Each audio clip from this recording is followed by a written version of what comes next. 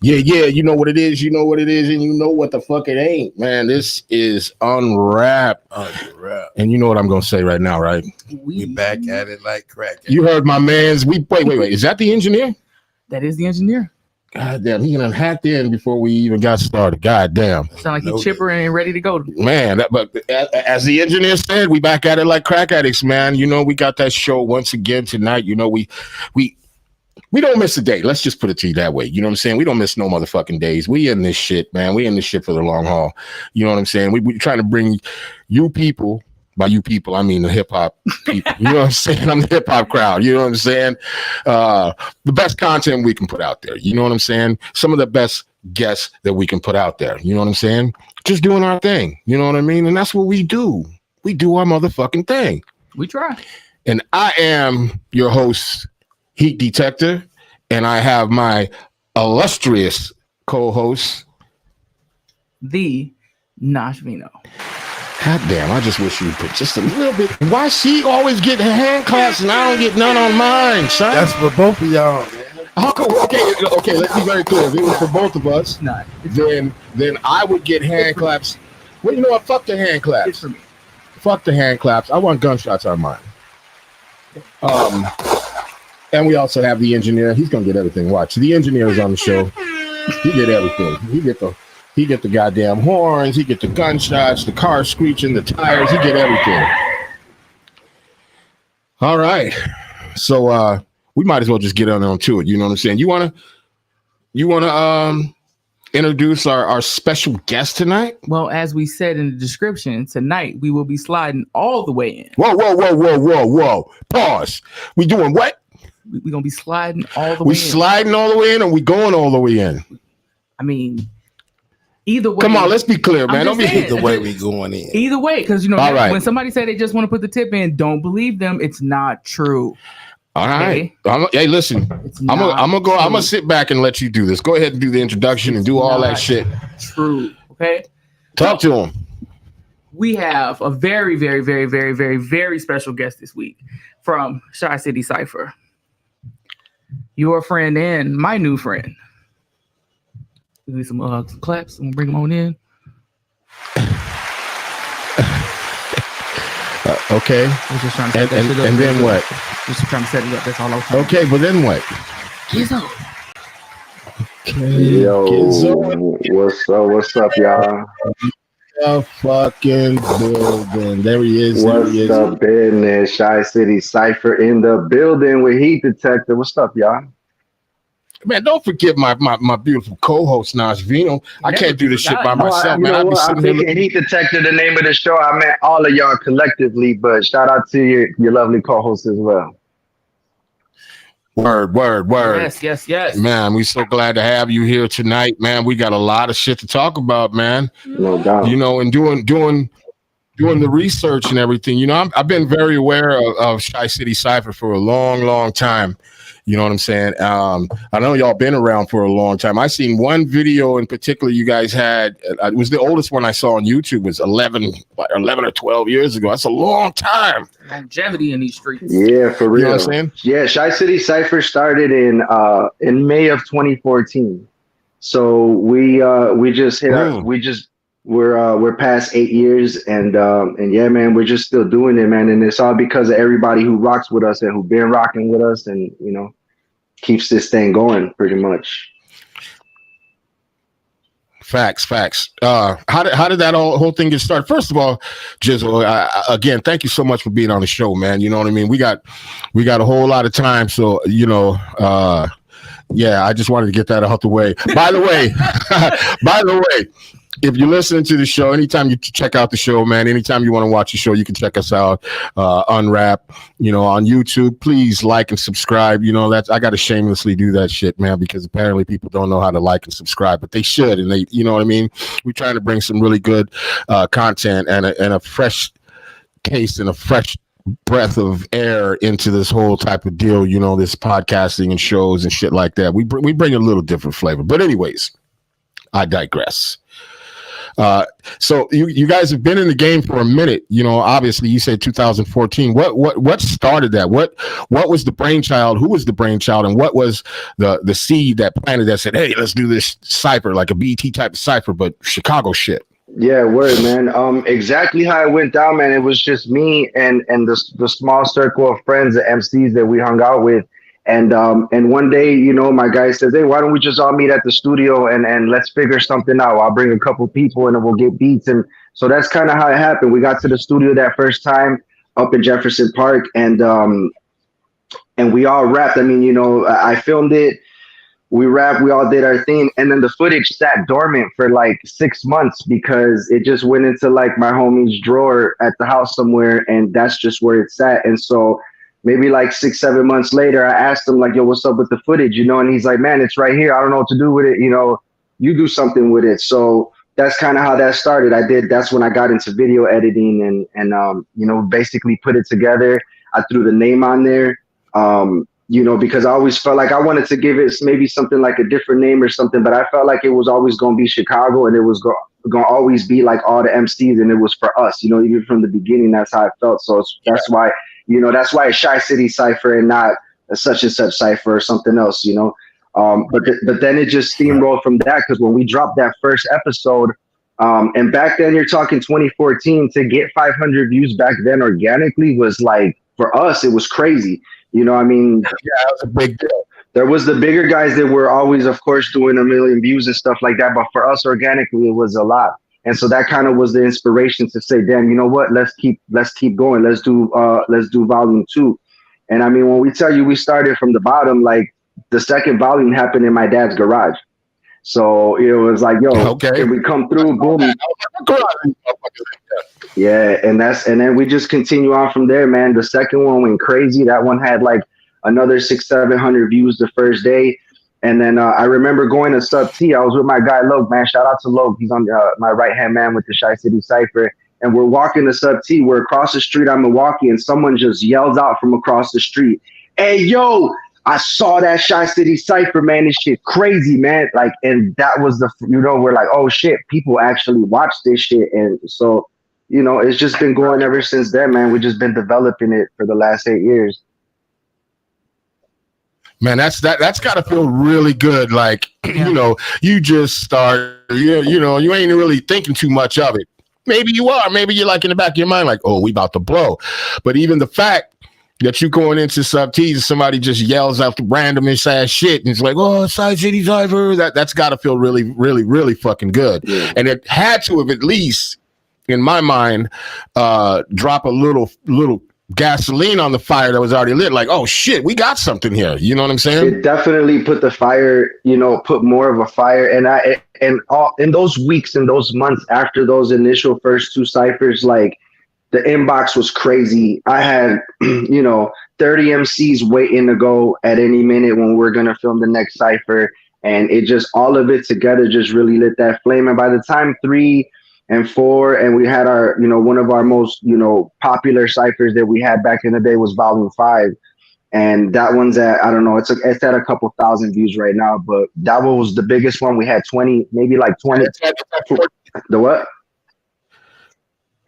It's at 14,000 or 16,000 today. I checked it out today. Yeah, man. So, you know, it's like crazy. And that was one of our biggest ones. And it just and that one just brings such an aura of Chicago. Because if you go back and watch that one, you'll see that maybe like 15 out of the like 20 people there are all in Chicago gear. So Cubs, Bears, White Sox. And it's just, and I didn't tell nobody to do that. We just showed up like that because we knew what we were representing for. You know what I'm saying? And yeah, man, ever since then, it's just been one thing after the other that just keeps us going. And I probably would have stopped back in the day if it wasn't for the team. You know what I'm saying? So that's most important to me is my team, man. Right. I just want to shout out the homie Loke, who's always been my right-hand man since the Cypher began. You know, Noodles, who's our audio engineer, who has taken our Chi City Cypher audio and the quality of it just to another dimension, man, with his live recordings. And it's an art within itself. I want to shout out Fatal, our cameraman, who has pretty much made me step up my video game when he came into the team, because he's just been innovating and knows so much about where to take this shit. So, you know, and shout out to our DJ Jules, man. And without him, you know, nothing's possible without the DJ. And I'm quoting, you know, Shadow Master at 606. So yeah, man, it's the team, man, that made it possible. And we've had lots of team members that have been on the team who are no longer on, but they're still our family, you know, because people's life changes and shit. And so you can't always dedicate the time that you might need, or people going through transitions in life. So shout out to all past Chi City Cypher team members and all my current family that's on it right now, that's helping us rock out. Man, that's what's up, man. One of the things that I love, man, after moving to Chicago, I've been here 16 years. I call myself Chicago's redheaded stepchild. But one of the things that I learned and I loved out here is that people rep this city. So I've never been, you know, you can go to New York and people will be New Yorkers, yeah, man, yeah, New York, blah, blah, blah. But nothing compares to Chicago. Like, everybody that lives in this city reps this city so motherfucking hard. And I can see why. The only way, the only name that even sounds right is Chi City Cypher. And it kind of like, it really sets the tone, because with a city that has such a proud heritage and a proud people, that for it to be Chi City Cypher, and this is our own, like even you saying them, everybody showing up in like all Chicago gear, it really says like, oh, okay, we doing this, like this Chicago shit. This is, you know, and I went and some of those MCs I knew, some of them I know, but I found it fascinating that which even since I've been here in Chicago, the diverse way that MCs rap out here, like it's not pinholed to one fucking style. It's, you know what I mean? New York has a certain flair, a certain style. The South, which had kind of took over everything and gave everybody, rebirthed a whole new style that everybody's trying to do or tries to do. But one thing about Chicago is, yeah, you might get a little of that. But what you're truly going to get is a Chicago style. And there's a certain style. I don't even know if it's a style that it is more so of a swag, a proud of where I'm from. I'm repping Chicago, goddammit, till I fucking die type shit. And you can hear that in the music, and you can hear that within Roscoe says, what's up? You can hear that within the different styles of music, in different styles of rap is what I'm saying. You know what I mean? Because when I was watching the Chi City Cyphers, I was watching a bunch of them this morning. And one person might be coming on, he might sound like a little Rakim-ish, you know what I mean? And the next person comes on, he's like kind of nerdish, but the bars and the wordplay is all over the fucking place. It's crazy. Then there's one guy, he's kind of like gangster with it, but the bars are like, what the fuck? You know what I'm saying? Yeah. And do you guys have a process of picking the ones that you guys have on the show, or do you guys just like, okay, you, and you, come on? Or do you got listen to this shit first and, you know, decide? Yeah, so we pride ourselves on saying that the Chi City Cypher is for all ages, and we've had ages 8 years old to 55 years old MCs to come onto the Cypher. And from the beginning, I never try to tailor it, because I feel like there's other ciphers that are slightly like they're tailored to however the people who are putting these ciphers on what they're trying to present. I've never really tried to tailor it, and like I said, Chi City Cypher is all of ours, man. And so I've never closed the door on any MC. I'll take a listen to their music, maybe, just so I can get to know them a little bit, but I've never said no to anybody on the Cypher. And it's more like one of those things where if you come over here to the Cypher and you make it on, you get on the list, you stand in front of that camera and you're able to complete your verse from front to the end without messing up, dude, you're in. You know what I'm saying? Because that shows that you're a real MC, that you could come, that you could spit live. A lot of other ciphers, and people might not realize this, but like a Chi City Cypher is a live cipher. So you get there, you spit in whatever you hear any MC, you heard them there, they spit that right there on camera. A lot of other ciphers. I thought it was pre-recorded. Honestly, the quality was that good. It sounded like it was pre-recorded. That's our boy Noodles with the audio sounding like that. But no, man, we tell people come there, we start the beat, and it's just kind of just goes that way. And it is not easy, bro. A lot of people will be in my inbox saying how they're gonna come kill the cipher and they're gonna come this and they're gonna come that. But it's a whole different story when you stand in front of 3-4 cameras, a production crew, you got 10 MCs in back of you, and someone, and I say, ready, action, and we start the beat. That's a whole nother world right there. And it kind of separates the MCs from, you know, the people who might be aspiring to get to that level. But like I said, man, it's all ages. We had the shout out to Zena. She was our 8-year-old MC that came over there, and she absolutely killed it. She did it in one verse. And the crazy part about that cypher that she was on is that she did hers in one verse. I had 3 other MCs that are grown men that showed up and could not do their verses on camera. I gave them 10 chances to do it, and they could not, and they had to fall back. So, you know, right. It just goes to show. You know, I mean, I ain't trying to put nobody on blast, but like with anything in life, I think if you really want to get it, you have to go.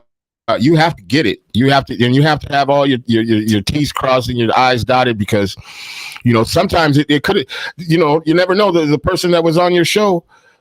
If he'd have did his shit, that could have set him into another stratosphere, because we never know who's watching and who's looking for what. Never know. You know what I'm saying? Yeah. Never know. So, you know, he might have had a look that a label might have been looking for, but the fact that a motherfucker couldn't do it, that's just, you know, but you live and you learn, because one of those guys, just to give a positive to that, because I wasn't trying to, you know, shit on those guys or whatever, but on the positive side, one of those guys came back and he did a one take afterwards, like on another cypher, you know, and even mentioned something about, damn, I messed up on the last one, but here I am back and I'm killing it. You know what I'm saying? And it was just like a great story. And that's what it's all about. Yeah, definitely, man. And just to like touch back on what we were saying about like picking MCs, you know, you never know. Like we have a shout out to Bobby Master, who's one of our MCs from some of the original ciphers. And I love to see as it passes on generations, you know, and maybe I'm showing my age a little bit by this, but like Bobby's sons grew up. One of Bobby's sons grew up and actually started getting on Chi City Cypher once he became like of age. You know what I'm saying? So it's like, it's a generational thing. And who knows, I'd love to be here long enough for, you know, Bobby's son to be on the Chi City Cypher too, man. So that would be dope. Let me tell you something real quick. You said you had people of all ages on your show. You said you had all the way down to an 8-year-old to a 55-year-old, and you made that 55-year-old sound real motherfucking old when you said that. Did I? So, you know, yeah, because I'm 55, damn it. It's a little, you know what I'm saying? That's a little vintage, you know. That's not Jay-Z's 54. What do you mean? I'll say this. Some of the smartest people with the greatest wisdom are the people in my circle, and these are the people that I looked up to, and they're in their 50s, late 40s. So, you know, you just got to realize that comes with knowledge, man. And there's no, it shouldn't be a timeout. I'm just giving you a hard time, man. No, I know. But to speak on that though, I think that, you know, in hip hop, for anybody that's younger, that's listening to, y'all got to realize that with hip hop, we should never age out, because when you're talking country music, rock, whatever, name the genre of music, the oldest people in those genres are the most highly respected. They're the most knowledgeable, and they put them on a pedestal. And here we are, if we see a 55, 60-year-old MC hop on stage at Sub T, everybody's like, you know what I mean? It's like, we want to change that narrative, man, because without that, you're going to have a bunch of dummies running around here with no knowledge and you know, looking down on the elders. People need to start to usher in hip hop, you know, like teach your kids how to appreciate that shit and what to appreciate. Well, the fact is, you can never really age out of hip hop. You know, your taste may change a little bit. You know what I mean? I don't particularly care for a lot of the new shit. Shout out Jay Norm is in the goddamn house. But the old shit is still there. What's up, Joey? Peace, family. I was watching your interview earlier. Salute to you, bro. The old shit is still good. The new shit, some of it I don't like. Some of it I do like. You know what I'm saying? I like when somebody's just being creative with the whole with hip hop and the culture. You know, you gotta love that shit. I don't feel like I'm ever gonna stop. You know what I mean? You gotta keep your ears. You have to keep your ears to the street, no matter what age you are, because when you get into these conversations about hip hop, you don't want to be standing there talking about who's this or who's that, and like, you know, and as far as like, the young generation and the old. You know, Jory's a catalyst for that as far as the people that he's booked over at 606 Sub T, because all them shows he books are amazing, and a lot of those, like, you know, he'll have some of the old school cats in there, but he'll also have cats that are 21 years old up in there rocking. You know what I'm saying? And it's like it's a diversity. So Sub T's always been a haven for that, to where you can come over there and do your thing. You know, but like he said in his interview, you know, make sure your shit tight, because you might get your feelings hurt up at Sub T. Yeah, when we speak of redemption, yeah, I got some redemption on my shit, because I've been at Sub T's a couple of times where I was super fucking drunk and got on stage, and because, you know, the energy is so dope.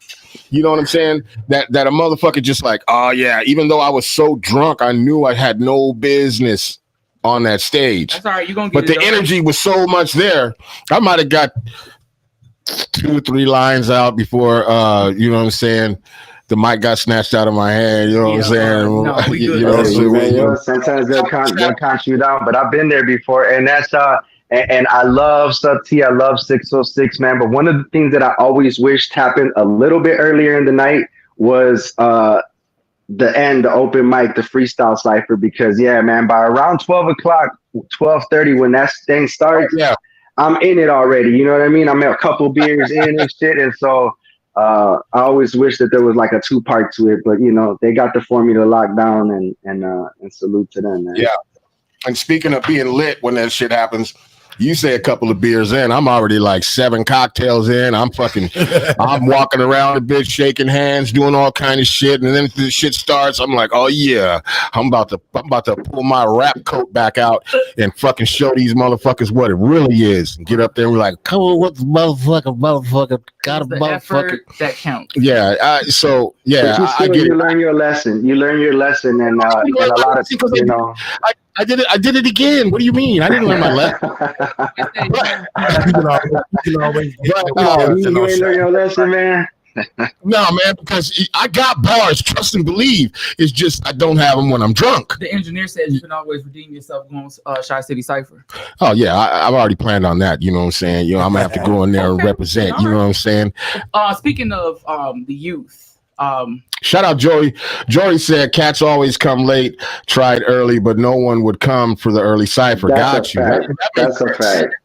When that should be the practice one, goddamn it. If they were smart, they should do that shit, and then that way, when more people are there. Oh yeah, but then still, if I had gone up there and I was sober, they'd be like, "Oh hell yeah, you coming on? You want to be the first?" I'll be like, "Hell yeah!"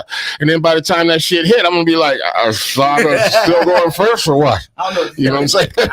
But you know what? The cipher being when it happens at that time of the night just makes it that much more interesting, because everybody's a little bit litty. You don't know what's gonna happen on the stage. You know, a nice shadow there, you know, making sure that mic gets moved around, which is just an art in itself, like the way they do that, because that's not easy, man. To stand there and control 20 people at once, it's not easy.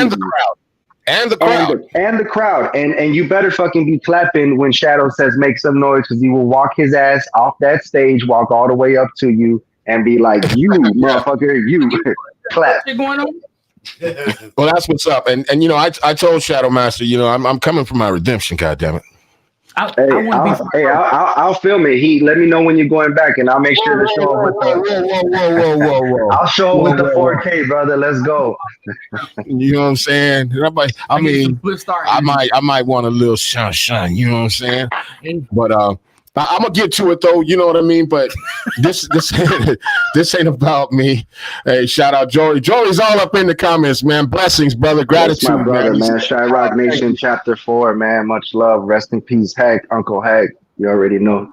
Word. I wanted to ask about your feeling. If you really can seriously feel your footprint in Chicago hip hop, because you know a lot of our reputation is about the violence. It's violence in the fucking food. So, I mean, I feel like 606 as well as you guys are really like helping to change the narrative, because people from all over the world can go on YouTube and see some shit coming from Chicago that's not a clip about violence or some deep dish or, Italian beef or whatever. Rap. Right. Or drill rap. How does that feel? Yeah, I talk about that in a couple of my lines where, throughout the years I've called out the mayor and, Ram, how many more we gotta lose? I got a lot of intellectuals with music that's exceptional, try to go against, you know what I mean? And it's like talking about Chicago, how like we have so much art and we have so many talented people. I mean, that's when you guys were talking earlier about being proud about Chicago. That's part of the whole aura of it. That's why we're so proud, because we know that like this city has so much to give, and like we know how talented we are. But when you turn on the news, West Humboldt Park shooting, Inglewood shooting, carjacking, this and that, and once in a while you'll see a piece on Chicago art, or something like that. But it's like that's what they promote, is like this violence. And like for me, it's just like we're just trying to do the opposite of that. That whole, part of the basis of Chi City Cypher, what it means to us is giving a home, just how 606 has always done for 23 years.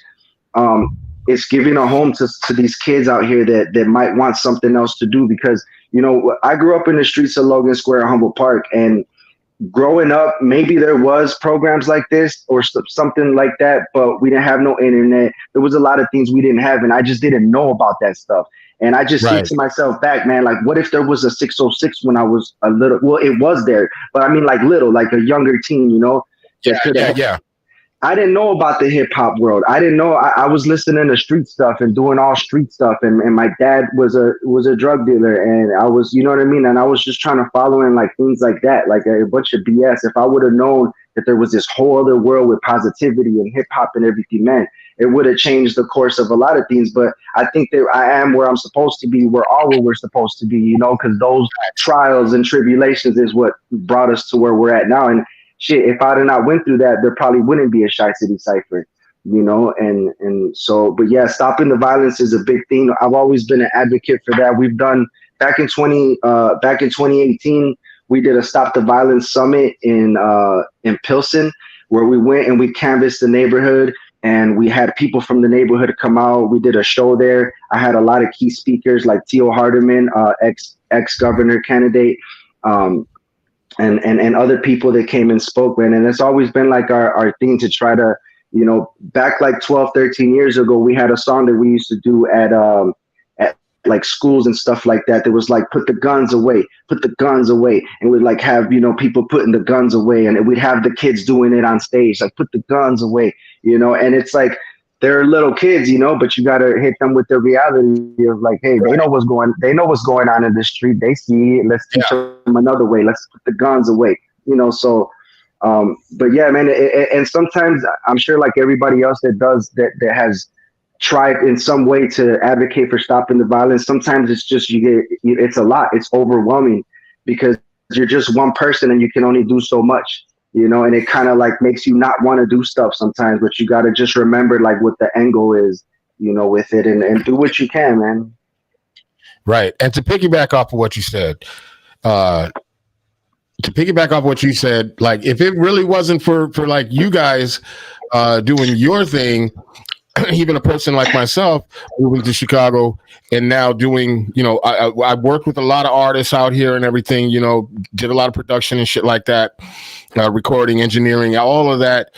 But it's all inspiring, all of it, because this city is full of so many artists and so much creativity. It's just impossible to not get enveloped into it.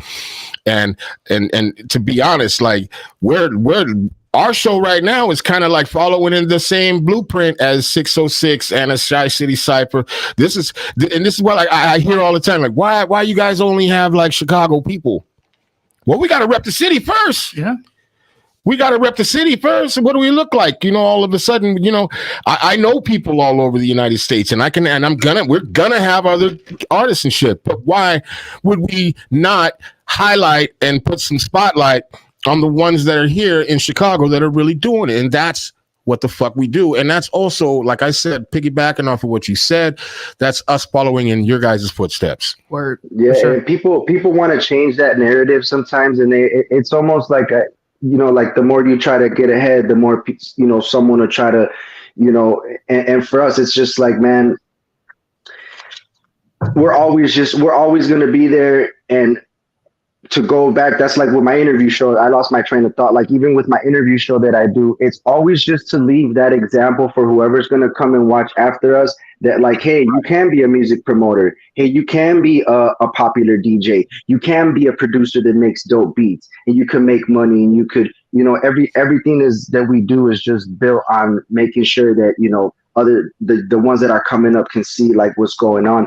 And you know, and to touch on what you said about the leaving a print, you know, it humbles me, and it's a beautiful thing, man, when I see people sometimes in the street that'll come up to me and, you know, hey man, aren't you from, you know, from Chi City? Yeah man, what's up? And then boom, we'll exchange info, and then before you know it, they're on a cipher. And it's like, it's beautiful to see like that we reach places with people that we don't even know. And that's why I always try to tell the MCs when you come onto the cipher, you know, you could say shit, something to rhyme with shit, or you could just say something more intelligent. And I try to keep them to writing with using no cuss word, because one, we're on cable TV, and two, you know, I try to keep it clean, but also I don't want to restrict anybody from their artistry too, because I you know, so it's like it's a balance. But I just suggest to MCs when they come on, hey, keep it clean because the kids are watching. You know? I understand. I understand that 100%, but we're not that smart over here. You know, shit flies out of my mouth. Whoop. I beg to differ. Shit flies out of my mouth all the fucking time. And speaking of shit flying out of my mouth, I know there has to have been at least a couple. And I'm just asking. I don't know. You get the cipher together, right? Before you know it, you got two MCs that are seriously beefing in the same cipher, but you don't really know this until the shit really starts to, you know, boil over and y'all getting ready to record. Has that ever happened? We've never had any actual violence happen at a cipher, but I have had MCs that I was booking for that cipher, a particular cipher, and they'll ask me like, hey, who else is on this cipher? And there was an occasion where I told the guy that, oh, you know, such and such is on this cipher, and he goes, oh, I can't go to that one. Right. You know, and what I don't know what beef they had or whatever. He didn't tell me, but he just basically was like, you know, I can't go to that one. But yeah, no, we've never, you know, funny enough, man, and I've never spoke about this on camera. But you know, it's Shy Rock Nation Chapter 4, and we've always thrown up the 4, and there's, you know, someone had came to the cipher and actually had some like low key like beef with me in their verse. And it was crazy because I'd be so busy on the days of the ciphers that I don't catch everything. You know what I mean? Right. And so we filmed this guy, and after the fact, I went and noticed that as I was listening to his verse, that he said something, he was indirect, like he didn't say my name, but he was talking to me and was like, we throw up the 4, y'all just imposters. Right. And it was like, you know, but we caught it late, and it was just more entertaining to me because it was just the music shit, you know what I mean? But there's been little things like that. And one time we had a guy that came into the cipher. We're filming at the studio, and I've got about 15 people all in a crowd, and I'm recording, and as I'm standing there, I see a face that I don't recognize. And so I stopped the cipher and I asked the guy, I said, you know, who are you, man? He's in the middle of the crowd. Turns out his mom was there that day getting some medication from the pharmacy that's in that same building. And he just walked into the cipher and just stood there. You know what I'm saying? And just snuck in. And it's, you know, and we left it, man, because it was like, you know, it was part of like the verse or whatever. But yeah, the dude came in there and snuck in, and I had security at the cipher. There's times where I have like someone privately watching out for everything that we're doing there because we got equipment out and everything. And yeah, absolutely. You know, but that guy, he got upset that I told him to get out, and he was just being real loud in front of all the people. And I said, you know, let's just go outside and let's just talk a little, you know, let's just go outside real quick. And I knew that once I got him away from that group of people, he would calm down because he was just putting on a show. You know, it's like, that's how that's how some people are built, with egos and shit. And we can't let nobody tell us nothing, you know? And so, but when we went outside, he was like, man, I'm sorry for getting in your cipher, you know, and he got my info, and it was over with, you know, but it's been little things, but nothing crazy, man. We've always, just like 606, man, we never really have no issues or nothing that ever happens. It's all private filmings, and yeah, we're good, man. Thank God. Knock on wood. We've been good till this day. Good, and I'm knocking on with you. Good for you guys, because we're not that smart over here. Anyway, shout out. I'm just kidding. Shout out to Ray Guzman. He said, expressing yourself without cuss words takes talent. I beg to differ, my mans. Curse words in rap is almost a necessity. I'm not saying that it has to be there. I'm just saying it's almost a necessity because you can be very crafty with curse words as well. Yeah, you can, and that's why I tell people. Don't, I just suggest that they try to keep it clean, but I never try to stop or change anyone's artistry because who would I be to be telling them what to write about? So.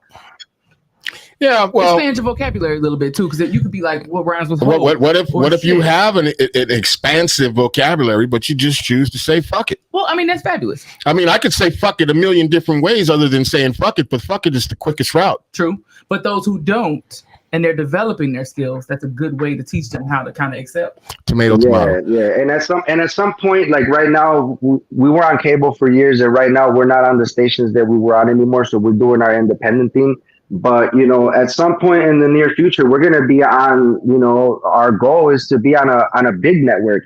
And you ain't going to be able to come over there talking about shit and fuck and this and this and this. So that's what I mean. It'll weed out people that, who could write some clean shit and who can't. Nah, well, the FCC has cleared certain words. So you can say shit now on networks. You can say shit. You can say fuck. You can't really say bitch. And you can't say cunt. There's a couple of but you can say certain curse words without being fined or without, and I'm not trying to be an advocate for cursing on TV. You can say bitch. You can. I'm not trying to say curse in every fucking song. Curse in every freaking song. But I'm just saying, I just to be the devil's advocate, because some people might be sitting out there right now and saying, man, fuck that. I live around cursing every day. It's a part of my vocabulary. So part of my vocabulary is part of who I am. So that's how I'm going to express myself. You know what I'm saying? And I get it. It's cool, and it does take a little bit. I wouldn't say talent. It takes a clear awareness. You know what I'm saying? Especially when writing. And it takes a lot of an awareness, because I think any person that's able to sit down and write a good solid 16 bars, even with curse words in it, has the ability to write it without curse words in it. You know what I'm saying? Especially some of your really better MCs, really higher quality MCs. You know what I'm saying? The upper echelons, the wordplay and shit is so fucking crazy that they can pick words like damn near out of the sky. You know what I'm saying? And make it work and make it fit and still get the same point across. So I get it. Yeah, and Ray said expressing with words is how we paint pictures, and he's 100% right. That's why I never try to. That's why I don't try to stop nobody, because you want them to be able to paint their own picture or whatever. But it's neither here nor there. But whenever we do get on the network or something bigger, you know what I'm saying, that'll change. But for now, shit, I'm guilty myself, bro. I've said all types of bitches and hoes. When you get on the network, just remind me, okay? So when we come there and we do the show, or we come there and you want me in a cipher, you know what I'm saying? Just remind me before I open my mouth. Be like, hey, remember I can't curse. Oh, snap. I always find it hilarious when I'm watching another podcast or whatever. People will come on and they'll be doing interviews and they'll be like real, like kind of reserved, and you'll see like, hey, can I curse? And as soon as they're like, yeah, and all of a sudden it's like they lean back. yeah, man. So fuck yesterday, you know what I mean? And I get it. Yeah, they got comfortable one time. And that's the thing with our show here. We want everybody to feel comfortable, you know what I mean, and say whatever you want to say, do what you want to do, you know what I mean? Because this is the whole point of it. This is why it's called Unwrap. Yeah. We want to get to the bottom of it. We want to unwrap this shit. We're unwrapping GIZZO right now. Yeah, but at the same time, in Rome. So if you go somewhere and they like, man, fuck that. You didn't tell me GIZZO's gonna fucking tell me like, oh, you probably shouldn't curse right now. No. We're gonna have the budget, bro. I'm gonna pay the 20 stacks or whatever it is, just so you can say fuck it in your verse. You feel me? Word. That's what I'm talking about. But wait a minute, just fuck it. I can't. I just have one word. We'll see what $20,000 is gonna cover, and whatever it covers, you could get all that. Listen, man, I rap crazy, so it's got to be at least 3 or 4 bitches, a couple of hoes, about 7 fuckets or fuck or fucker, and probably 8 shits. Yeah, you probably. All right, that'll work, man. You could get all that, bro. We should probably have a fish fry to raise money for that shit. You're right. I know, right? Now I know how to write without cursing, but I don't like it though. Yeah. So let me ask you a question. As far as, because I know even personally how this is in the multiple cities that I've lived in, how difficult it may be for a Latino to get into hip hop, or not just get into it, but to really flourish into it. Have you found or saw that there was types of roadblocks or stereotypes that you had to like work or grind extra harder just because you're Latino? No, not at all. I mean, I'm from the West Side, Humboldt Park, Logan Square. I grew up in that whole entire area, and to me, it's just everything's 100% normal. Like there's no, Right. I've never been shunned out of a group. I've never been, I myself have never experienced like someone not fucking with me because I'm Hispanic or whatever. But when I went to California, this was maybe like in 2003, and I met this guy, man, and like he had a studio or whatever. So I end up going to I book a session, I go over there, and when I get there, there's about 20 Grape Street Crips inside of you were in LA. I was well, I was actually like out like near Pomona, but they must have been all out. Yeah, I know. Pomona, that's over by Norwalk. No, I'm sorry. Pomona is like northeast or some shit. Or Pomona, that's like by Studio City and shit. But for a second, still LA. For a second though, man, I was like nervous when I walked in the house, but I had, that's kind of what I've been around like since I'm raised in the hood. So I was nervous because of the Black and the Latino and the Mexican war that they have over there that's been raging for a long time in between the Black and Hispanic gangs. So I said, shit, man, am I in trouble? But as soon as they heard me rap, and one of the dudes said, no, man, he's from Chicago. And everyone just lightened up and was like, I was getting handshakes and shit. And I, dapped everybody up. And, it was cool, man. It was all love. But that was the only time that I really felt that, something might have went down and it didn't, So I don't know. I don't think any of us have experienced that. It might be different if you were talking like if I was a white rapper or something. You know what I'm saying? That says a lot. That says a lot for Chicago, and it says a lot about the city of Chicago, because people that are here, there's so much of everything that goes on in every area. It's hard not to be like it. Without trying to say sounding black or sounding like this, it's you could be at the grocery store. Like for instance, I'm at Aldi's the other day, right? I'm with my daughter, and I had my groceries on the belt or whatever. And so dude was in front of me. He looked like, a truck driver or whatever. No, this was Thanksgiving Day. Damn it. Early in the morning, I had forgotten some shit. I had to fucking run over to Aldi's and grab that shit. Anyways, so my shit starts getting closer to his, and the motherfucker, he just like threw all my shit like way back. You know what I mean? And I was like, damn, what the hell? And he turned around and he's like, what's up? And I was like, he's like, what did you say? I said, motherfucker, you heard what I just said? And he's like, well, what the fuck? And I was like, well, what the fuck was all that? I mean, that shit was unnecessary. And he's like, my bad, man. You know what I'm saying? I'm having a hard day. You know what I'm saying, bro? And it's just like, he looked like a trucker, biker type dude. But what I'm trying to say by that is that Chicago is full of all of that. Yeah. You know what I'm saying? Chicago is a place where you find a motherfucker part Vietnamese and part Mexican. Like, what the fuck? Yeah. And no matter where you are here, you have to keep your head on the swivel. Yeah, it doesn't matter what neighborhood you go in, it's got to be, your head's got to be on a swivel, just like she just said. We know how to act accordingly when we go other places. Yeah, facts. So, Chicago is very specific in that respect. You know what I'm saying? Because there is, and I've been to and lived in damn near every major city in the United States. And I can tell you that Chicago is a different fucking place. It's a different place. It's a different swagger. It's a different way of people carrying themselves. It's a different pride. It's a different everything. That's why I'm proud to be the redheaded stepchild. You know what I'm saying? In Chicago, because I claim this motherfucker. I've been here 16 years. I'm already here. Fuck, you can't get rid of me.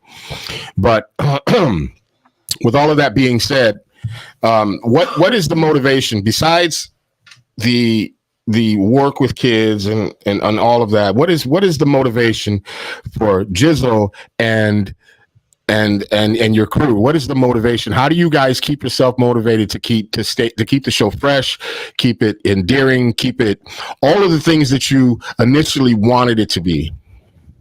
The fact that we're a unit, man. Like I call the guys. Sometimes when I make posts, I'll say Shy City Cypher team, but it's really Shy City Cypher family with those guys. And so we all kind of just push ourselves. And sometimes I'm lacking, taking long to put out ciphers, and they'll remind me like, come on, let's get it. You know what I mean? And we all kind of just, inspire each other. But the main inspiration too, man, is just to keep seeing like where it goes, like where it's gonna evolve to, like the change.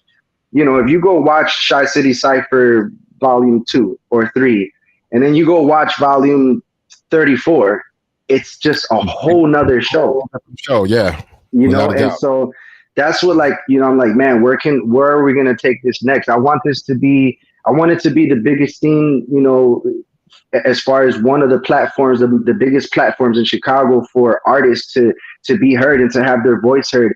And, as we go throughout the years and through the ciphers, it's almost, like we're immortalized, because like you can just always go back and see it. And not only that, but you document like people and like our changes and things that happen in our community, because people are inspired to write in their lyrics about things that are happening. So, right. With all the murders, the police, the people, young people, black men that the police have murdered, and so many things in the community, and people write about that in their verses, and it's just all stamped in time. You could go back and watch those ciphers, and kind of, if you watch a whole cipher from 2016, you'll get a vibe of what was going on in our city at that time. And it's definitely always been a place for people to have their voice heard, man. So I just want that to be the biggest thing, to where it overtakes what the media is talking about with the murders and all the bullshit, because anyone from Chicago will know and is familiar with when you went to like another place, another state, and you'll meet someone and you'll tell them, yeah, I'm from Chicago, and they'll say, oh, Chirac. Ooh. You know what I'm saying? They'll say some shit like that, and it's always like some, ooh, man, you from the hood. Like it's never like, oh shit, y'all so dope, y'all got so many dope artists. It's always like referring to the violence and all of that. So yeah, man, I just want to change the narrative and have Shy City Cypher be one of the biggest voices for the people, versus letting the media tell our story and narrate our future. Right. So I want to say something real quick before, unless you had something, because I want to say something. I knew you had bars, bro, but as I sat there and watched that shit this morning, and by shit, I don't mean fucked up or anything. Let me do a Shy City Cypher. As I sat this morning and watched these beautiful episodes of Shy City Cypher, I noticed something about the host. I knew he had bars, but you set the tone. Like, you really set the tone. Like, I watched quite a few of them, and I got to a point where I only wanted to watch and see what you said next. In the intro, you know what I'm saying? Because you start the cipher off, and I'm like, man, this kid got skills. Yeah, he got more skills than I thought he did. The wordplay, 1 second you're rhyming, it's way over here, it's over there, it's just right back here, and in the next second you're doing type of a Rakim type of cadence. The next second you're doing a fucking Tribe Called Quest type of cadence and everything. And I noticed that you're like, because some of them I've seen it, because I watched the background as you're opening the cipher. And there's a couple of heads that are back there like they looking at, they're looking at the back of you though, but they looking like, damn, what? You know what I'm saying? Have you ever thought of yourself as a really great MC? Or do you just like write and you just, hey, fuck it, this is what I wrote. It's whatever, man. Yeah, it's you know what? It's when preparing like for a cipher, one that's coming up, it's always like heavy on my mind that like, right, what am I gonna say? And we all have an off day sometimes, so there's some ciphers that I'll go back and listen and be like, like whatever, I could have said something better, but it's always heavy on my mind because I have to start that cipher. And there's times where we do have MCs that we know each other, and I know these people from the streets and from shows, but there's a lot of times I got guys that we met that day for the first time. So as I'm writing, I'm thinking like, man, I have to I have to speak a good message. I have to like talk about some shit. You know what I'm saying? Like I can't just come on there and say some foolishness. And also in the back of my mind is thinking I'm setting the tone for everybody that's in the back, because the first person that you hear is always me. And I do I do my quick intro, and I tell you to go follow Shy City Cypher. And one of the greatest feelings, and it's like, it's weird because if you talk to people that've been to a cypher, they'll tell you that it's a feeling that you can't really like replace. Like it's shit. They've only felt it. They've only felt it in certain places. And I'll turn around and I'll say, I got all new MCs in the building with me. And I'll turn around and everyone will just get crazy hyped. There's that moment where everyone's like, yo, because they can feel like what's actually happening. And people have been so hyped up for the MC that's up there, whether it's me or somebody else, that they'll yell shit out while the MC's rapping, and they'll mess the MC up on their shit, and we'll have to pause and like start again, and I'll have to tell them like, hey, yo, keep the noise down in the back so you don't mess up the MC in the front. But yeah, man, being the first always is, I got to make sure that my energy's on point. Because I want them to come right after me and make sure that they're gonna kill this shit. So yeah, it's dope that you noticed that, man, because yeah, I gotta set the tone, and we have a, sorry to cut you off. It's on what we're talking about. We do like a team meeting with the MCs before the cypher actually happens, like before we film, and all of the guys will kind of give the MCs their inspiration. Local do a talk. I'll pass the mic to Fatal, to Noodles, our audio guy, and they'll all kind of give a little piece about what the MC should expect and how they should, how it's going to go down that day. Noodle, he'll tell them, Ace, don't use this voice, use this voice, right. and you know what I'm saying? So we kind of prepare them before this actually happens. And then, the rest just happens on camera, man. That's like on the job training, because if they're just starting off as MCs and you guys are coaching them through this little coaching sessions that you're doing before the show is actually going to help them when they get into the studio, when somebody stops and says, hey man, and then they'll be like, can I get some more energy? And then that shit that you guys said to them may pop in their head and like, oh, that's what they mean. And being live is scary as fuck, not knowing like what to expect. And Stop it. I'm pretty sure motherfuckers be shitting in their pants for real. Nah. And having somebody it say happens. It happens where people get nervous and people get, but you get through it, man. After your first, even if we always give the MCs 3 tries. So that's part of the rules. I tell them, look, I'm gonna give you 3 opportunities in a row to try to nail your verse. If you mess up on the 3rd time, we're just going to put you in the back of the crowd and we'll bring you back at the end of the cypher and see if you can, I never try to just shun people all the way out.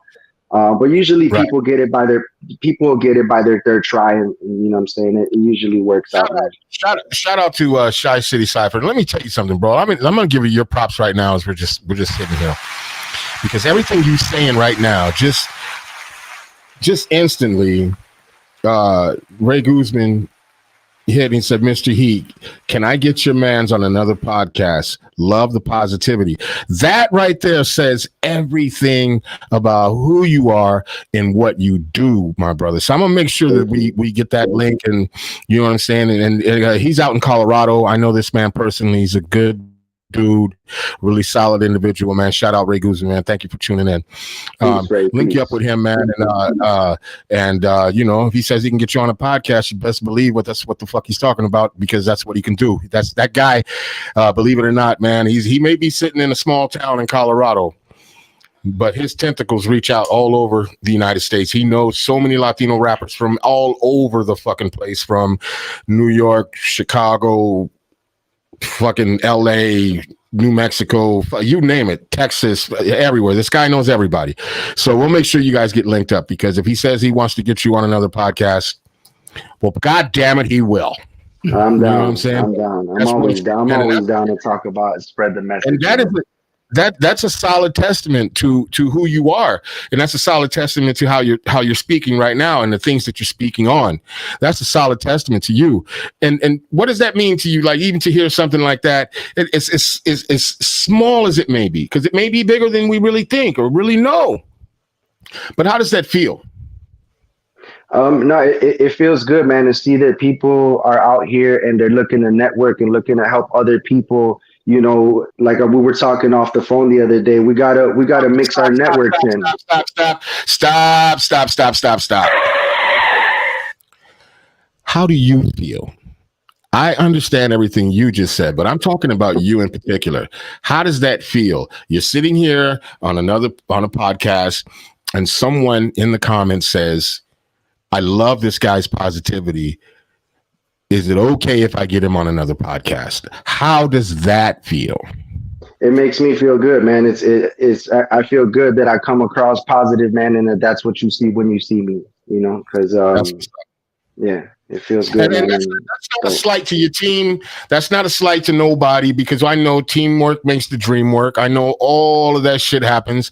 You know, sometimes I get mad at my co-host for showing up late, but you know, there's a lot of things that she brings to the table, and the engineer, wherever he is, that without them, it's just me sitting here in a chair with a goddamn puppet, and I don't know, you know, the energy isn't there, the same shit isn't there. So I understand all of that. No offense.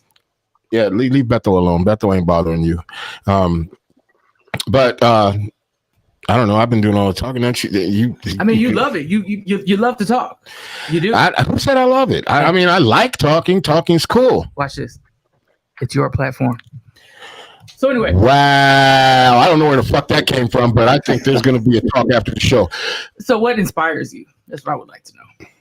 Wow. And you grabbed the mic and said that shit. It inspires me just in general, like.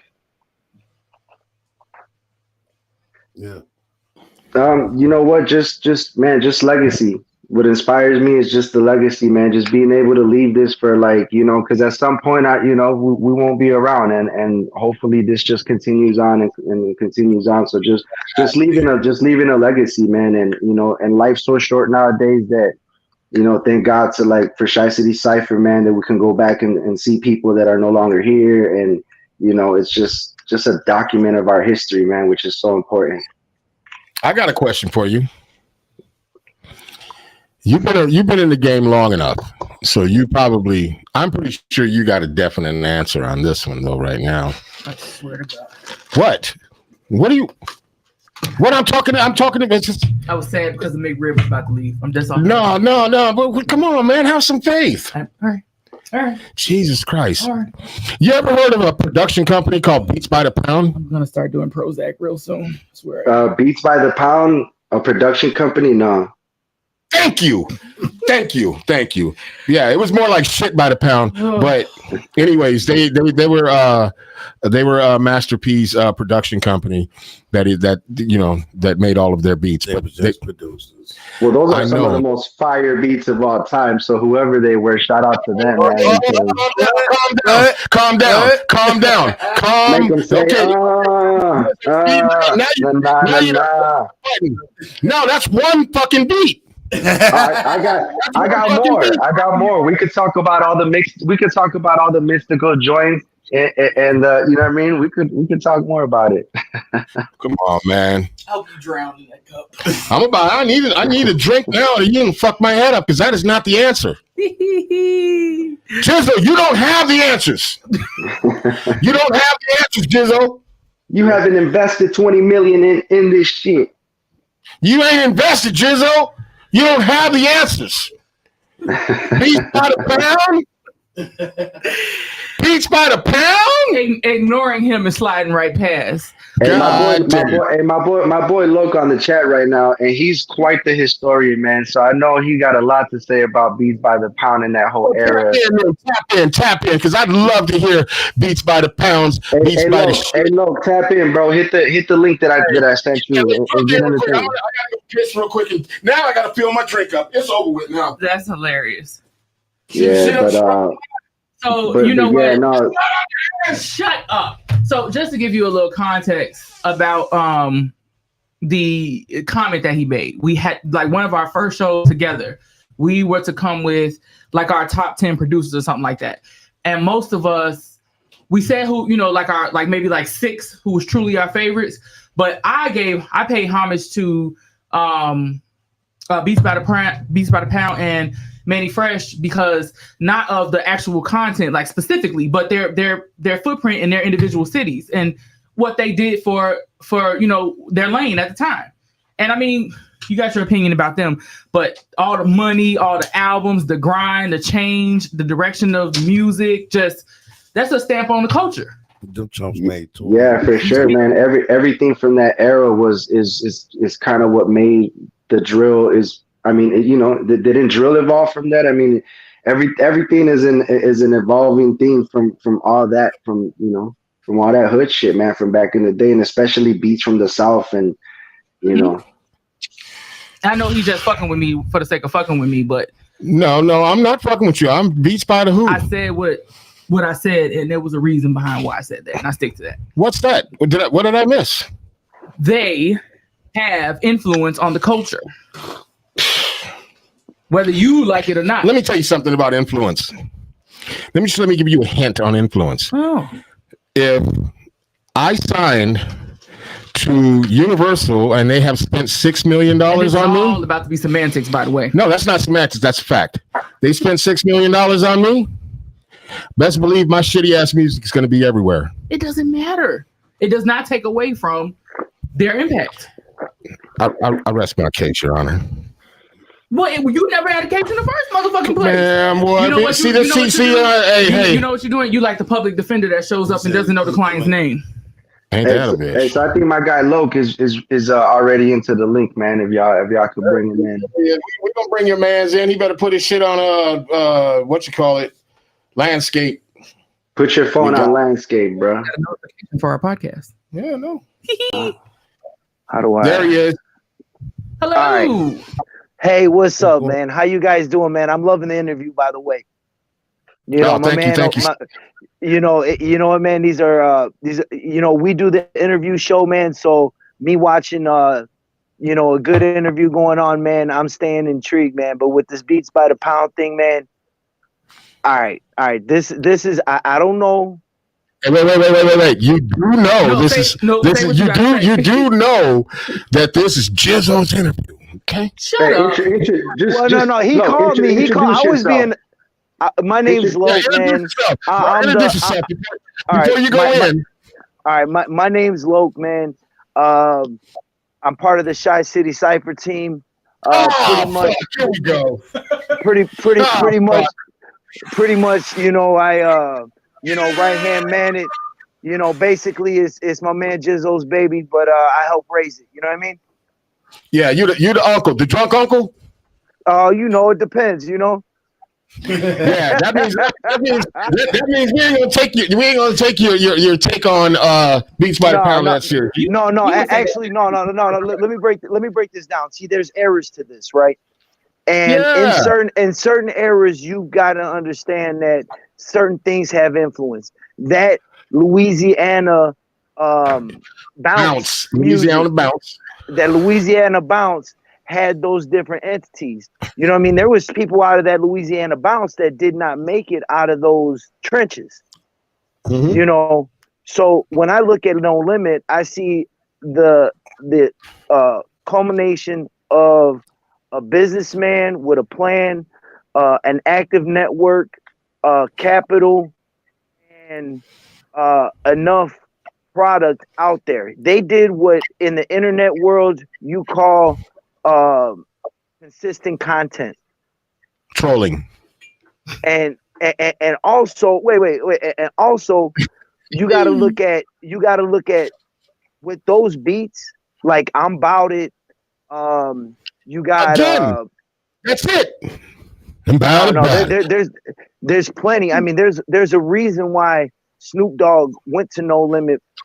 Yeah, because Master P is a no. I've got you got let him finish his Your thought, Honor. and then Your Honor, are you the judge? I am. Okay. I am. Well, no, pardon. I just want to say one thing. There's a reason why, besides everything else that was going on, Snoop Dogg went to No Limit for them beats. He's even said that in interviews. Man, he's just because he. I don't, and again, I rocked out to those beats. I was listening to straight up gangster shit, gangster boogie, and they were playing that. You know what I mean? And those actually, that was like, with that sound, you had that, and you had the Dayton family sound, and that Flint sound rather, and then you had that Memphis sound. And those were Okay. always, to me, kind of that 808, heavy bass driven, you know, Right. more And synthesized.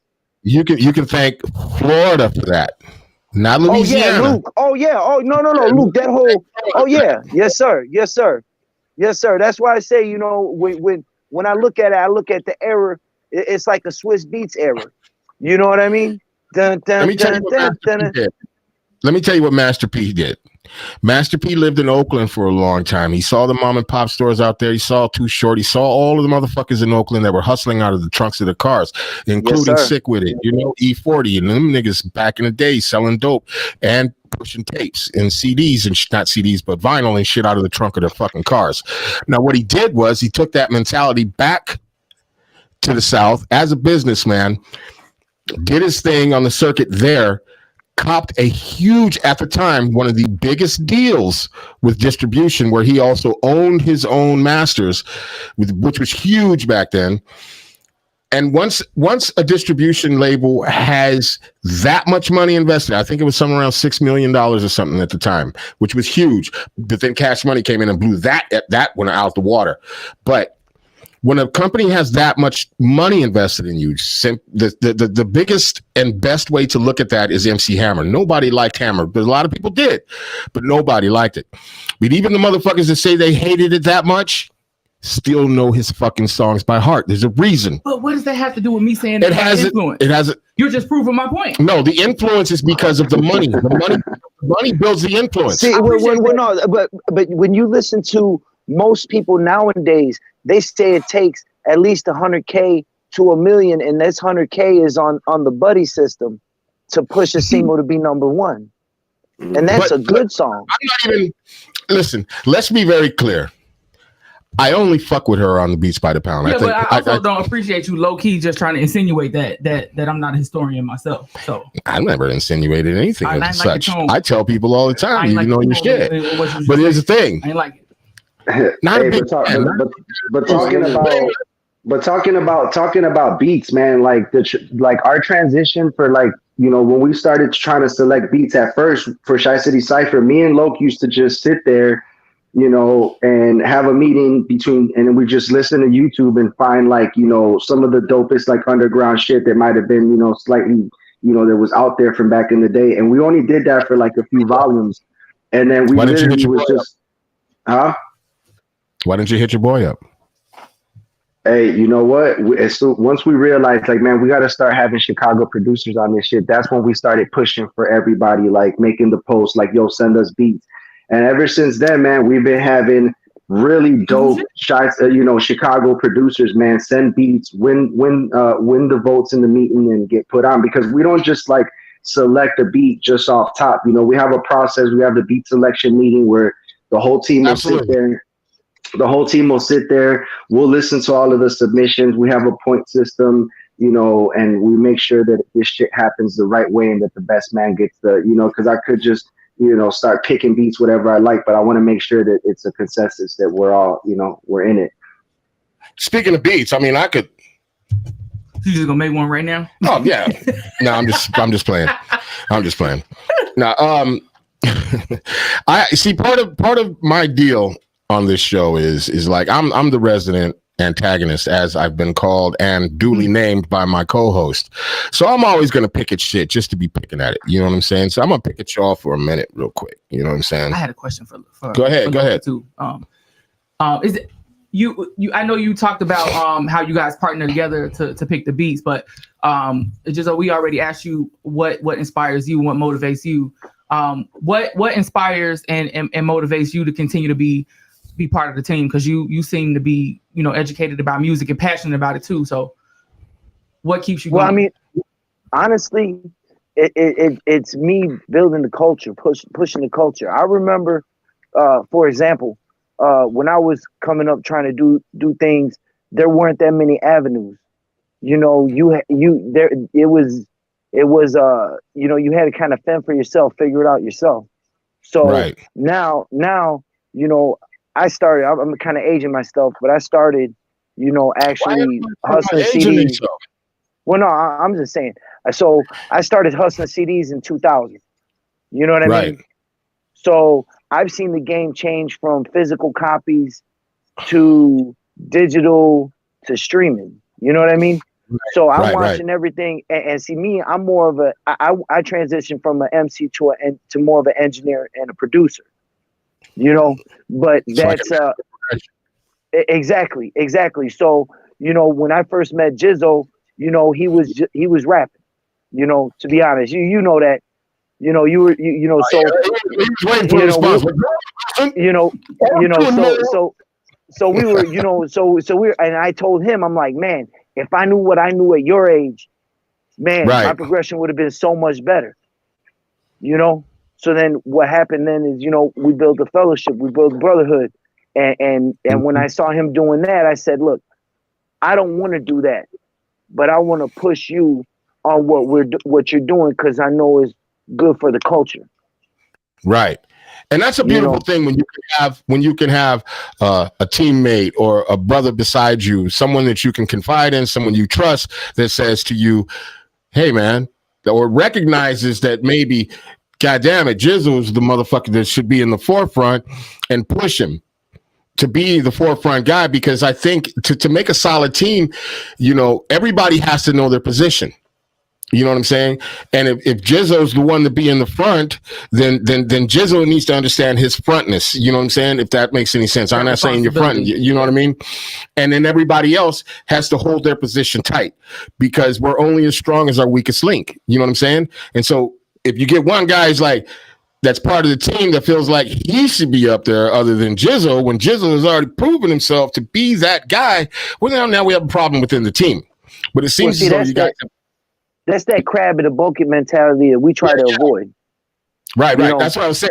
It seems I'll give an example of like how what you're talking about. When we did the interview with Rick Ross back in the day, you know, and we're talking freeway Rick Ross, not the rapper Rick Ross that people might think we're talking about. You know, the biggest, most infamous drug dealer in the West Coast, in West Coast history.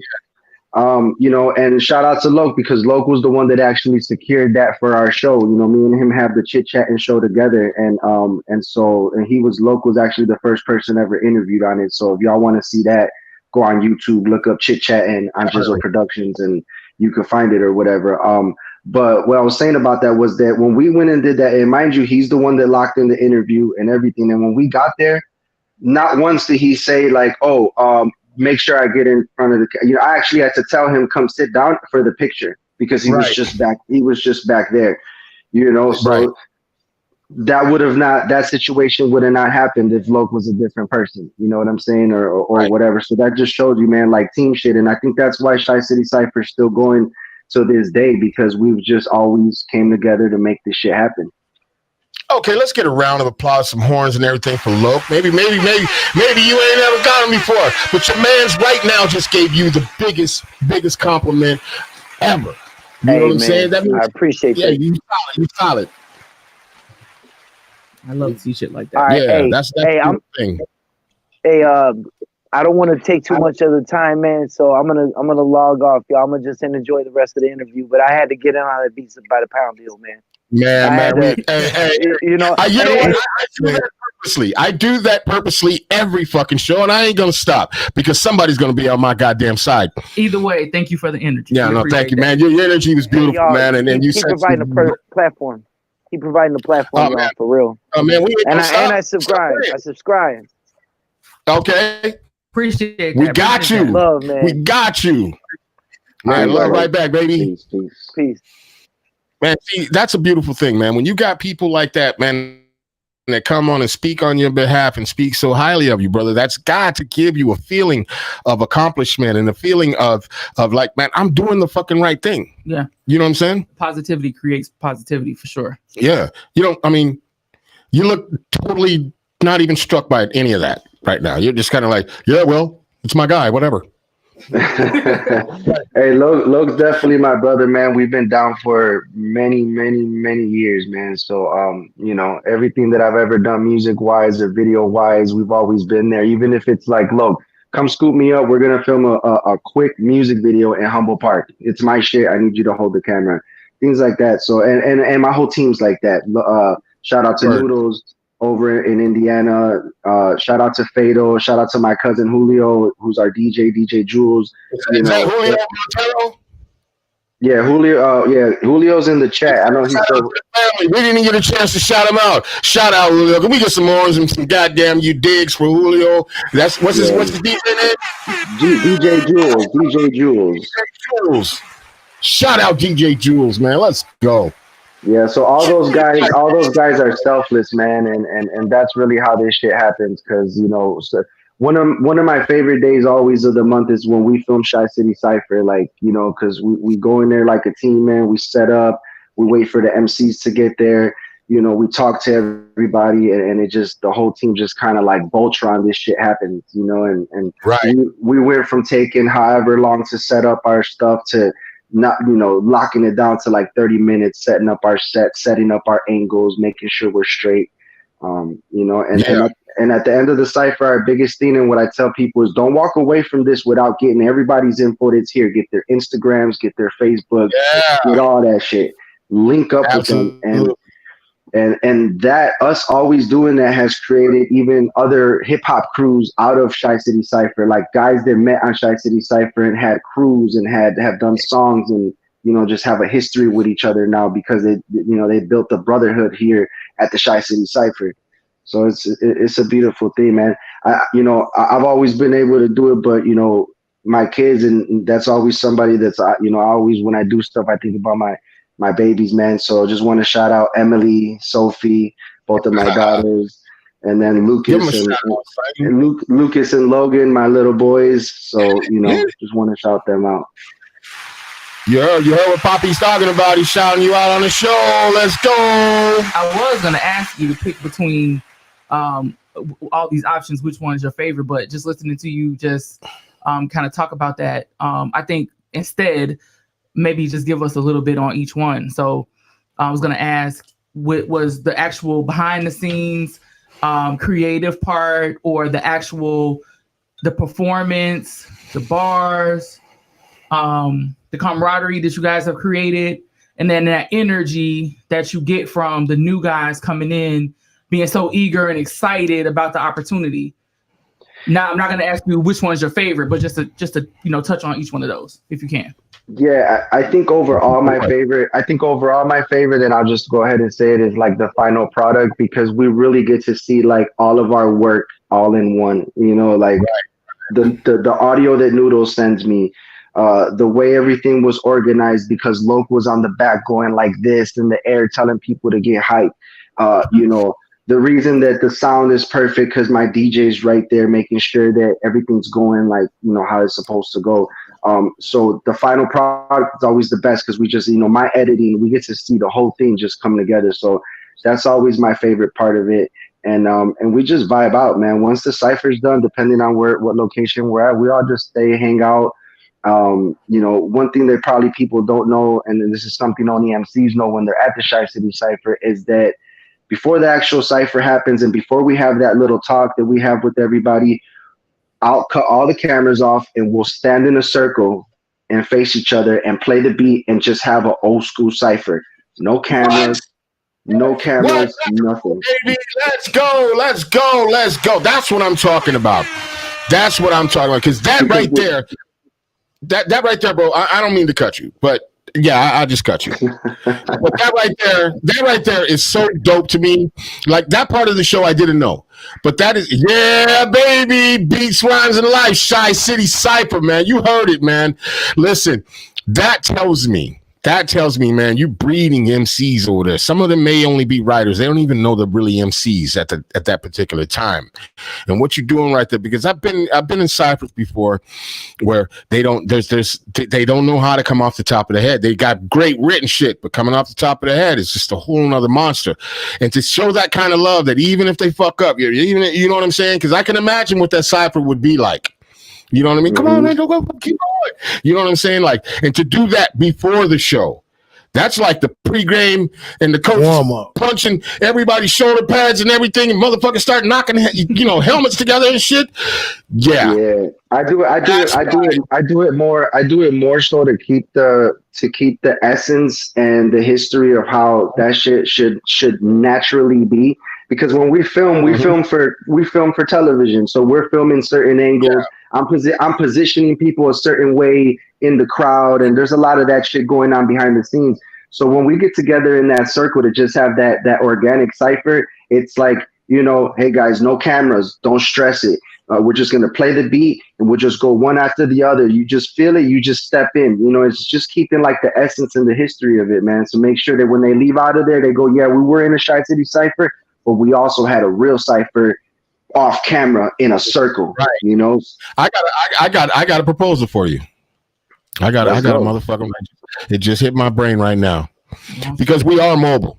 We can be mobile, and I would love one day to have our show podcast your show. That would be dope, man. What I mean by that is, like, and then we'll even give you guys the footage to edit it, you know, however you want. But we can have certain MCs sit down with us for a minute, chit chat about their feelings about being on the show, so on and so forth. Give everybody, you know, 5-10 minutes to talk, and then move on to the next. Hold on, I'm gonna cut you off. I don't know who that producer is, what his name is, or what state he lives in, but he's gonna be the one that edits this, bro. I got so much editing to do. Yeah, but you understand. You know, you understand what I'm saying. I would love to. That would be dope as fuck to add the podcast to an actual cipher, because, you know, well, it's hip hop. I was playing on the theme of the mystery producer. So, you know, we're gonna give him the edit. We're gonna give it. Wow! Can we get a goddamn gunshot for that one? Shots fired! Shots fired! Yeah, he said that shit because of the fucking engineer. Yeah, we don't know. Like the dude from Taken. I don't know where you are or where you're from, but I'm gonna get you. I'm coming for you. Right. See, he be hacking into the show, and you know what I'm saying? He ain't even been officially hired, but he's doing his thing though. Well, low key, I think he's been missing a couple hand claps here and there. He should just jump in and do whatever the fuck he wants. But I guess maybe he just positive what did he say? Reinforcement. Did he say it's all good? It's all good. And I want to know why our voices sound like they sound, and his sound like he's like doing a late night R&B radio show. I mean, he's probably in an apartment in Brooklyn somewhere right now. That's what it sounds like. I don't know. I ain't even seen his resume. I'm definitely interested. I mean, we haven't seen the resume, but he's on the air with us, so it kind of sounds like he's got the job. I don't know. All I know is he's hacking into the goddamn show. Anybody out there that knows who the engineer is, please let me know. And if you know his location, you know what I'm saying, tap in with me, man. Let's find out who this motherfucker is. Didn't mean to curse, because this is a non-cursing show, so fuck that. Don't curse in this fucking show. I'm sorry. You know what I'm saying? That's not what we're gonna do tonight. You're not. Tonight we are celebrating GIZZO, and what the fuck we're not gonna do is have motherfuckers sit over here cursing and shit. No, because we're not trying to. We ain't finna tarnish motherfucking Chi City Cypher. Can we get some love for that? That shit is not cool. Yeah. Chi City Cypher. We're not gonna fuck that up for them. Nope. All them church people watching their show. It's for the kids, man. It's for the kids. Yeah, fuck them kids. I mean, yeah. I heard you. And why is that thing so I don't know. It's hilarious. It is hilarious. But we do not mean fuck them kids. I promise you that. You know what I'm saying? Let me put that disclaimer out there before I get fucking kid shamed. Man, shout out to Most Definite FTK.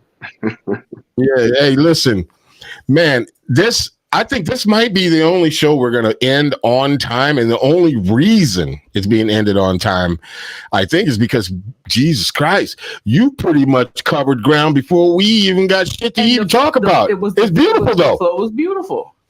And that's what it is all about. No doubt. I still got a couple things just real quick to get in about Chi City Cypher before I know y'all got to cut it off. And I appreciate y'all so much. Wait. Time out, bro. Do you think? We like to think we do about an hour 30. If you got shit to say, bro, and this is dead serious, if you got shit to say about what you're doing and the efforts and everything that you're putting in to the city, to the culture and everything, take your fucking time. You know what I'm saying? I think that Lori Lightfoot needs to allocate money into the neighborhoods to the people that are actually on the ground in these neighborhoods doing things to try to stop the violence. And we need to have that money come this way because they got money to build up Millennium Park. They got money to put all these stores and security in the Gold Coast. They got money for all that to build new streets over there. But we dying. What is it? $1 billion to build a library for ex-President Obama. Mm-hmm. You see what I'm saying? And look at how much that is, bro. And I wanna shout out the 1213 Center. 1213, shout out to you, man, because that's a center that's in the neighborhood that hosts shows and things for the community, and it's right in the hood, right on 63rd, man. So shout out to them. I also want to shout out Queso, Pete Keller, Isan. Shout out to you. He's also does a lot of work in the community to help the kids and to provide I did something with Isan before. But those are the people, man, that I think that we need to allocate money into those neighborhoods, man, and make a change. Because right now it's like, go look on Citizen, go look on the news. Like, we're killing each other at like crazy numbers, and none of this shit's getting solved. They got cameras to give me a ticket if I go too fast, but they don't have a camera to catch who killed, you know what I'm saying, the 14-year-old kid coming home from school yesterday. And it's crazy, man. We got to make a change. And there's a lot of people on the ground right now fighting for that initiative. And, your voices, it doesn't go unheard. I see y'all, and we're going to get this shit going. But yeah, man, Lori Lightfoot, you got to motherfucking send the funds into the neighborhoods and do better, man. Hiring more cops isn't stopping this shit. So, right. Let's be very clear. And I want to hear your take on this. If it wasn't for the arts, shit would be even more crazy. Yeah, shit. Because some of us as creators and as artists, if we don't have an outlet, man, God help your soul. Because if you let us out on the street, we might be savages. We might be hyenas out there because we don't have the ability to let go of this energy that is in us to create. And taking money away from the arts in the arts in the schools and in the after school programs, you're fucking up communities. You're fucking up shit. Fuck the police. They don't need more money. We need more money. Talk to him. GIZZO, talk to him, bro. I mean, I'm not a politician, bro. Because I cuss too much. I'm in no way a politician, man, but I know what I believe in and just the things that I see. And I've been on the news quite a few times. I've been on Spanish news networks. I've been on CBS, Channel 7, and doing things like trying to talk about what the shit that we need alongside like Theo Hardiman and Pete Keller and people like that are advocates for stopping the violence, ceasefire, violence interrupters. And also want to shout out ECCSC, Tyrone Muhammad, for doing crazy work in the neighborhood, man, and going out and taking a team of like 30, 40 of his guys to ride the red line to make sure that it's safe at night. And like, do just organizations and people like that, man, that really are doing things out here, and I just wanted to make sure that I got that message in, because I know we talked about music and everything like that, but in the reality, there's a lot of bigger pressing issues right now that also need to be spoken about. But anybody that was tuned in right now or that is tuning in after the fact, if you want to follow Shy City Cypher, you go on YouTube, type in Shy City one word, Cypher the second word, and it'll come up. It's on GIZZO Productions channel. So go and subscribe. We just hit 1,000 subscribers a few weeks ago, which was a big milestone for us. Yeah, shout out to y'all, man, that's tuned in. But yeah, go on Shy City Cypher. You can look that up on Facebook and on Instagram. Hit with the follow, send us a friend request.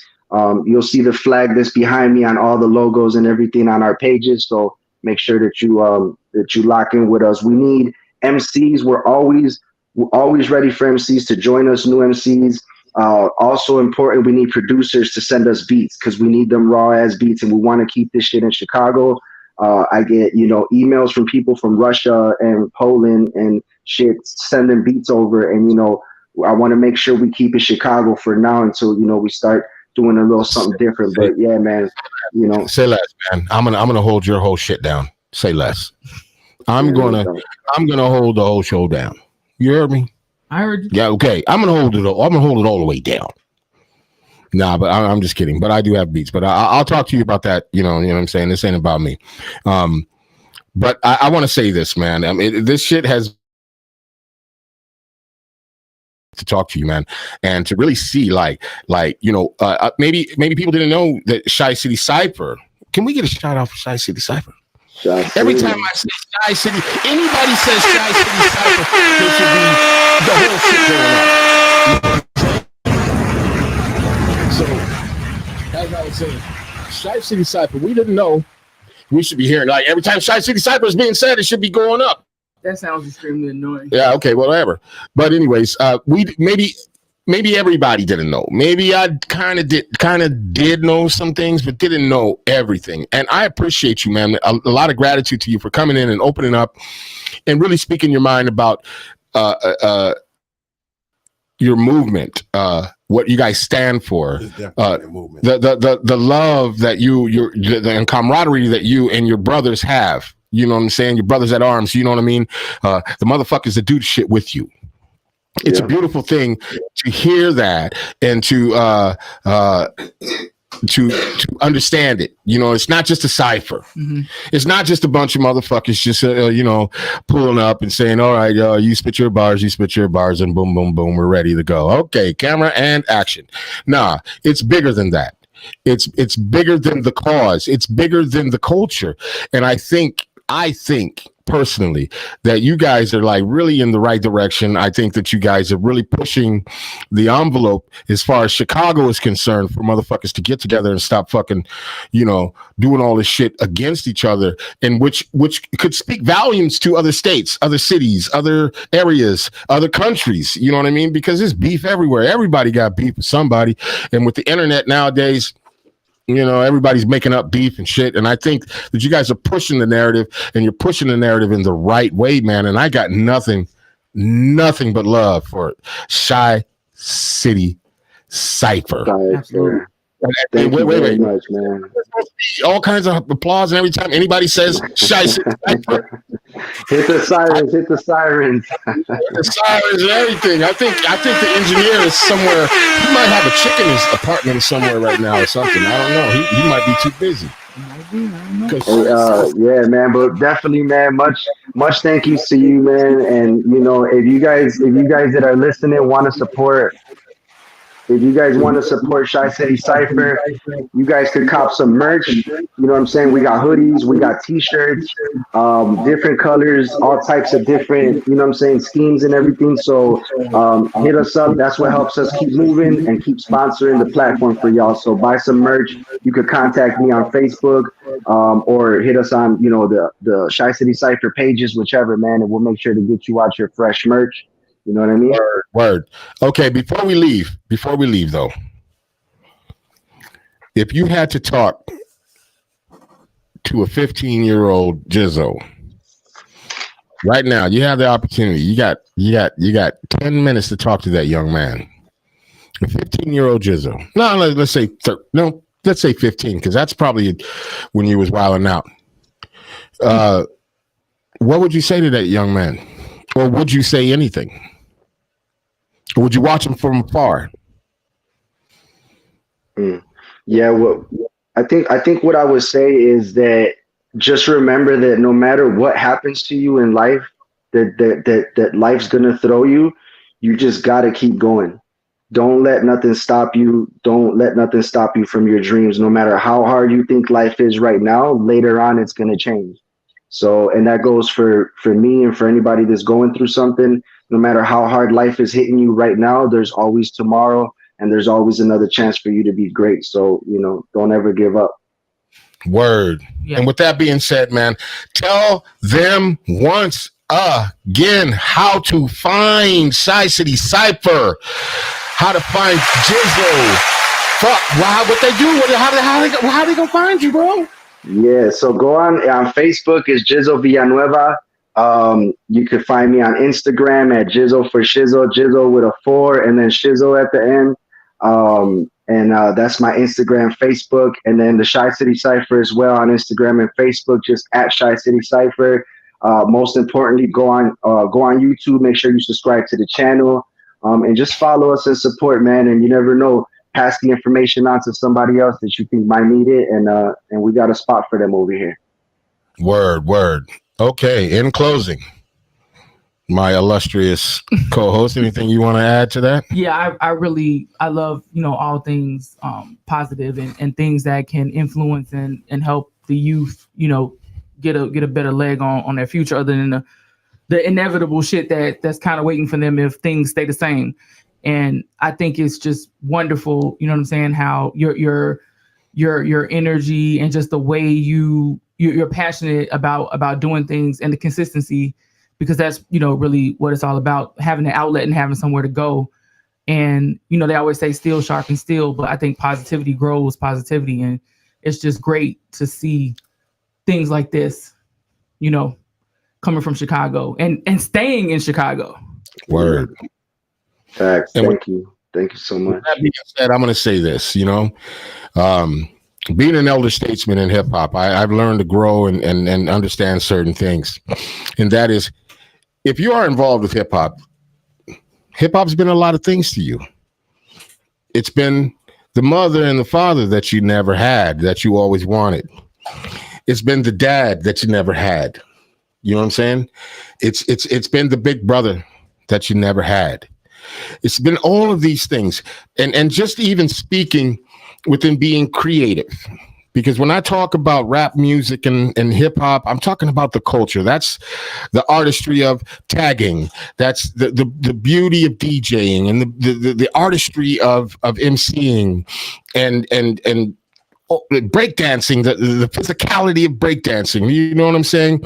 All of these things have told you and taught you a lesson within life. It told you to keep going. Rap taught that to us. Keep going. You'll get there. You know what I'm saying? That's the dad or the big brother tapping you on your shoulder. You know what I'm saying? It's no matter what they say, you stand up for yourself. That's the dad and the mom telling you, don't worry about it. Say what you got to say. Speak your mind. You know what I'm saying? The physicality is the uncle saying, man, don't you fucking give up. You know what I mean?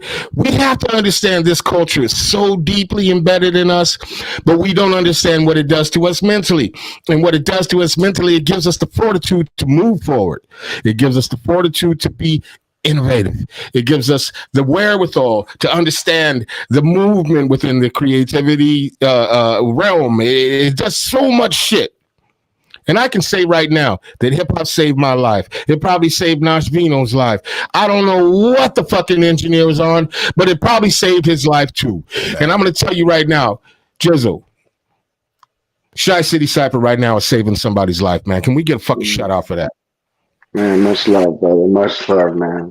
Much love. We go end the show with that, and you can find us also. You know what I mean? We ain't everywhere yet, but we're about to be. You know what I'm saying? Much love. Unwrap, motherfucking the YouTube. Yeah, I shouldn't be cursing, but we ain't on. We ain't on. You know what I'm saying? The white man's time or nothing like that. Subscribe to. By white, I don't mean Jewish. Yeah, like and subscribe, man. We out here, man. We doing our thing, and I would encourage everybody to come back and listen to this fucking podcast. This guy's something else, and everything that they are doing and that they stand for is solid, man. And I stand behind them, man. I stand 10 toes down with these motherfuckers. And anybody got something to say about that, man, they can go fuck themselves. And that's how I feel. You know what I mean? I stand on that too, man. I'm Chicago's redheaded stepchild. Let's go. This is Unwrapped, baby. We done did it again. Put some positivity like weight. Man, all day. I don't even know what the fuck they thought this was. They thought it was a game? Nah, this ain't a game. Put some respect. Put some respect on Heat Detective's name, yo. Some respect on